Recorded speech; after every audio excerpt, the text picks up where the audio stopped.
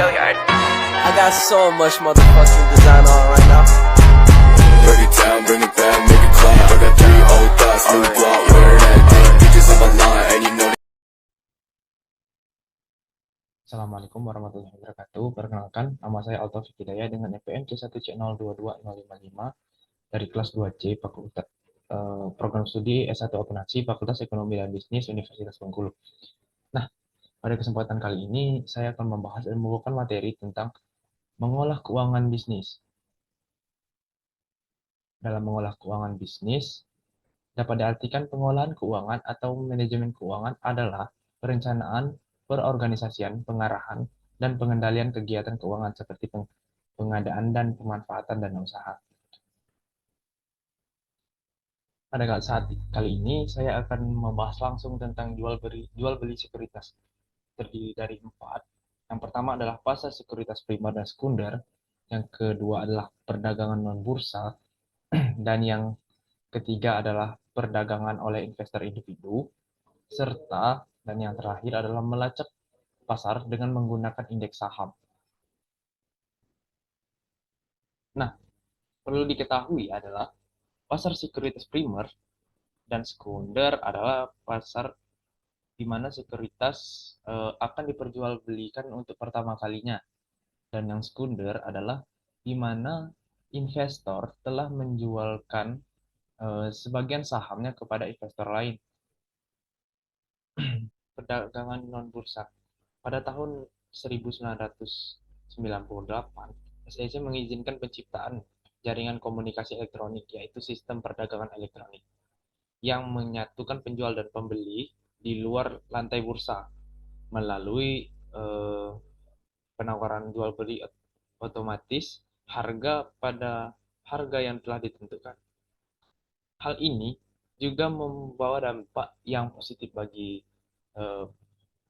jual beli sekuritas, karena dengan adanya jaringan non bursa atau perdagangan non bursa ini, maka perdagangan jual beli sekuritas itu akan lebih mudah, efektif, dan juga efisien. Selanjutnya, yang ketiga adalah perdagangan oleh investor individu. Namanya juga individu ya, pasti melakukannya sendiri. Kebanyakan dalam hal ini, investor yang memiliki pengalaman dan wawasan seringkali memilih berinvestasi sendiri tanpa adanya bantuan orang lain. Selanjutnya dan yang terakhir adalah melacak pasar dengan menggunakan indeks saham.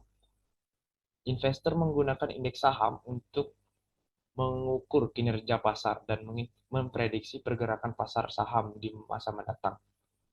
Selanjutnya adalah bunga risiko pengembalian. Terjadi 3 hal. Yang pertama adalah dividen atau bunga investasi, apresiasi dan pengembalian total. Yang kedua adalah paham pasar saham fantasi. Dan yang ketiga adalah mengelola risiko dengan diversifikasi dan alokasi aset. Dividen atau bunga investasi, apresiasi dan pengembalian total. Dividen investasi biasanya terjadi ketika perusahaan sudah mendapatkan keuntungan dan meminjam modal awal kepada investor, maka keuntungan tersebut akan dibagikan kepada investor atau pemegang saham.